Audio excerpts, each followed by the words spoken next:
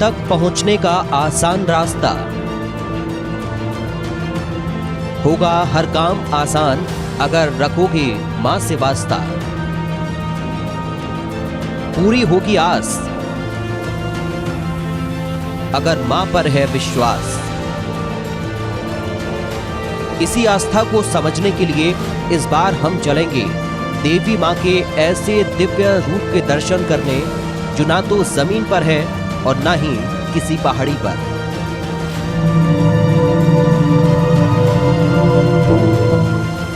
मां का ऐसा मंदिर जिसके बारे में लोगों को लंबे समय तक पता ही नहीं था।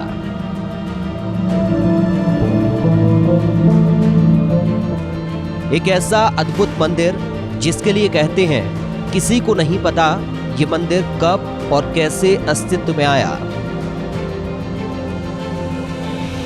हमारी इस मंदिर में दिलचस्पी की एक और वजह यह है कि मान्यता है कि यहाँ श्रद्धालुओं की मनोकामना मां पूर्ण करती है। इन मनोकामनाओं को लेकर भी एक बात काफी ज्यादा प्रचलन में है। आज अपने सफर में हम मां के दरबार और इस मनोकामना वाली बात का पता लगाएंगे। आखिर क्या है रहस्य इस मंदिर के लंबे समय तक लोगों की जानकारी से बाहर रहने का।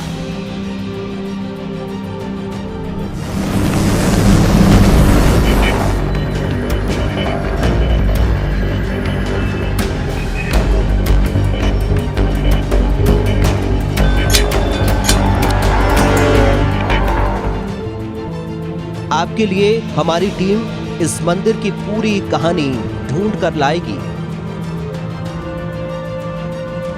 हमें सबसे ज्यादा रुचि थी पहले ये जानने में कि अगर ये मंदिर किसी पहाड़ी या जमीन पर नहीं है तो कहां है और देवी का कौन सा स्वरूप यहां वास करता है।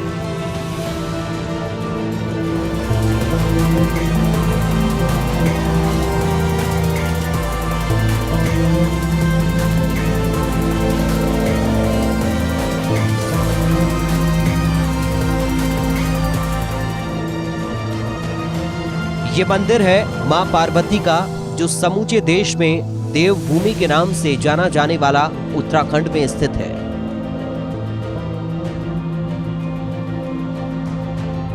इस मंदिर के बारे में बताने से पहले हम आपको बता दें कि इसके बारे में प्रसिद्ध है कि यहाँ अगर कुंवारे लड़के लड़कियां अपनी मनचाही शादी के लिए मां से प्रार्थना करें तो मां के आशीर्वाद से उनकी शादी हो जाती है।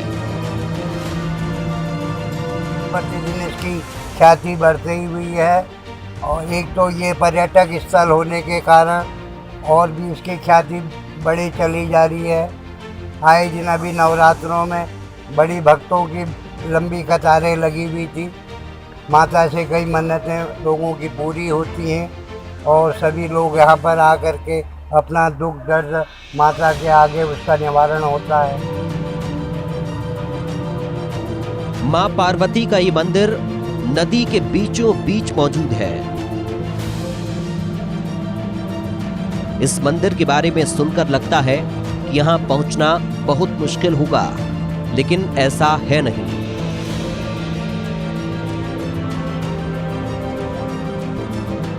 मंदिर रामनगर और रानीखेत के बीच बहने वाली कोसी नदी के बीचों बीच एक छोटी पहाड़ी नुमा टीले पर मौजूद है।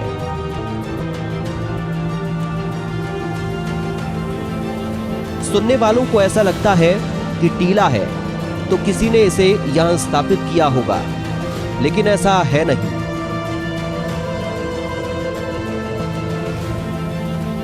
जब दूर से देवी मां के इस दरबार को तेज कलकल बहती नदी की धार के बीच खड़ा देखते हैं तो लगता है कोई ईश्वरीय शक्ति से ही यह अब तक बचा हुआ है,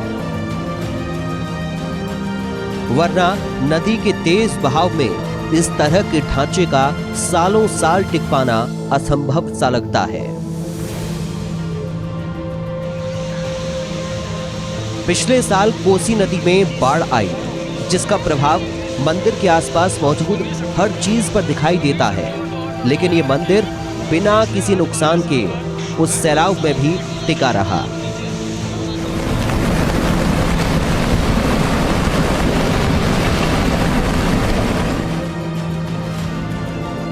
इस नदी पर मां के दरबार की मौजूदगी का रहस्य बहुत ही रोचक है। शायद सुनने वालों को विश्वास न हो कि कैसे माता पार्वती यहां स्वयं से स्थापित है। इस मंदिर की स्थापना की कहानी भी बहुत अद्भुत और रोचक है और हम आपको मां के दर्शन से पहले वो कहानी सुनाना चाहते हैं। है ये मंदिर यहाँ पे माता। अच्छा, यहाँ पर स्नान किया माता ने, यहाँ पर स्नान किया था माता ने। जो मांगता है जो मांगता। कितना पुराना मंदिर? बहुत पुराना, गौरव पांडे की समय का। अच्छा, महाभारत। पहले तो सीढ़ियाँ नहीं थी, सीढ़ियाँ तो बाद में बनी। अच्छा, पहले घास पर जाते थे। गिरिराज हिमालय की पुत्री मां गिरजा स्वरूप है पार्वती देवी का, इसलिए इन्हें गिरजा देवी के नाम से भी जाना जाता है।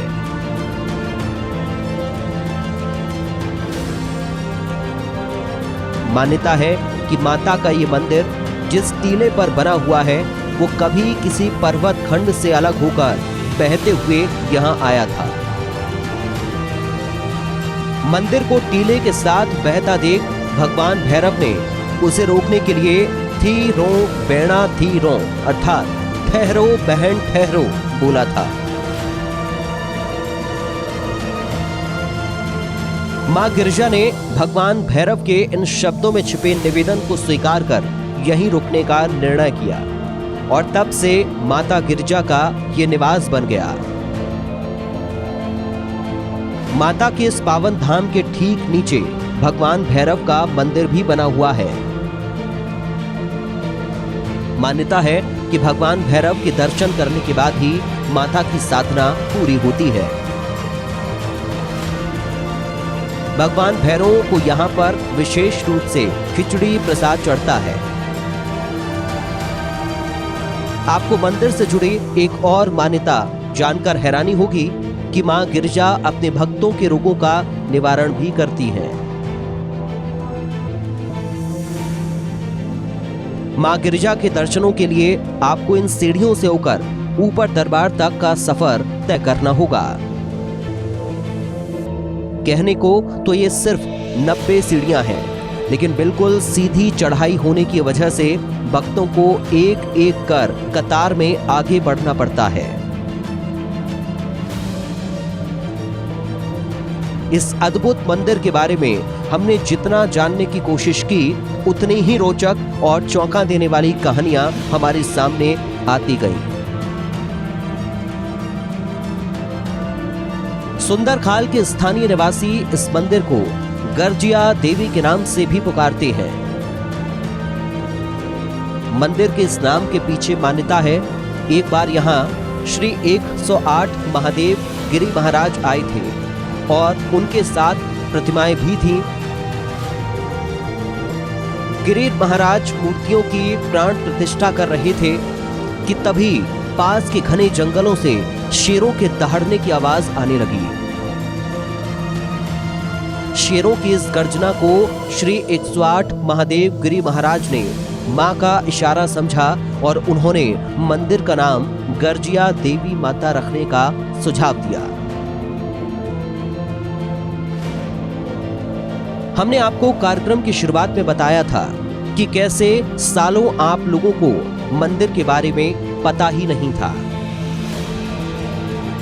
इसलिए हमारी उत्सुकता का अगला सवाल था, भला इस सिद्ध मंदिर और भक्तों के इतने दुख हरने वाली मां की उपस्थिति का एहसास किसे और कैसे हुआ। इस प्रश्न का उत्तर जानना भी जरूरी था। जब हमने देवी का महात्म्य जाना, उनकी शक्ति जानी, तो लगा देवी की संपूर्ण जानकारी भक्तों को पता होनी चाहिए। इस मंदिर के बारे में कहा जाता है कि बद्रीनाथ और केदारनाथ धाम जाने वाले श्रद्धालु सुंदरखाल से होकर गुजरते थे, लेकिन उनको इसका भान तक नहीं हो पाता था कि इस जगह पर ऐसी सिद्ध पीठ है। इस मंदिर की खोज का श्रेय इस इलाके के वन अधिकारियों को जाता है, जिनकी वजह से धीरे धीरे जब इस मंदिर के अस्तित्व के बारे में सबको पता चला तो स्थानीय पंडित श्री रामकृष्ण पांडे ने इस मंदिर की पुष्टि की और यहाँ होने वाले सभी धार्मिक कार्यक्रमों और अनुष्ठानों की जिम्मेदारी उठाई। ये हमारा धूना है माता रानी का।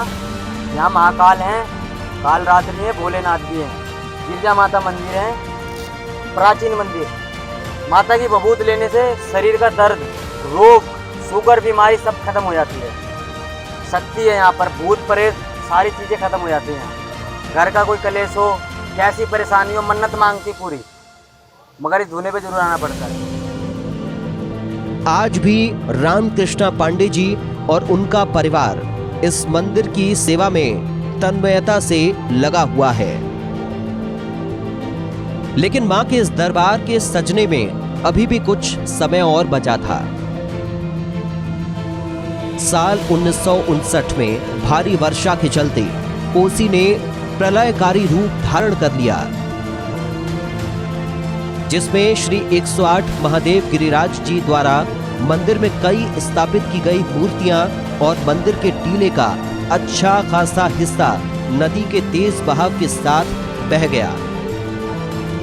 मंदिर को हुई इस क्षति ने पंडित रामकृष्ण पांडे और उनके बेटों की मुश्किलों को बढ़ा दिया। लेकिन अपने श्रद्धालुओं को मां गिरिजा भला कैसे खाली हाथ छोड़ देती।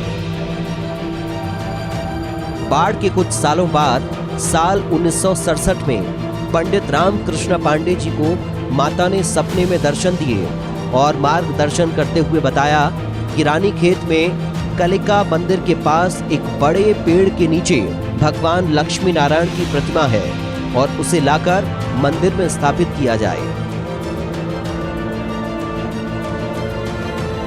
मां गिरिजा के सपने में दर्शन के बाद पंडित रामकृष्ण पांडे जी ने मां के निर्देशों का पालन करते हुए सपने में जो जगह देखी थी उस जगह पर खुदाई शुरू करवाई। इस खुदाई ने सबको हैरान कर दिया, क्योंकि पंडित जी ने जैसा कहा था भगवान लक्ष्मी नारायण की बिल्कुल वैसी ही प्रतिमाएं खुदाई में बरामद हुई।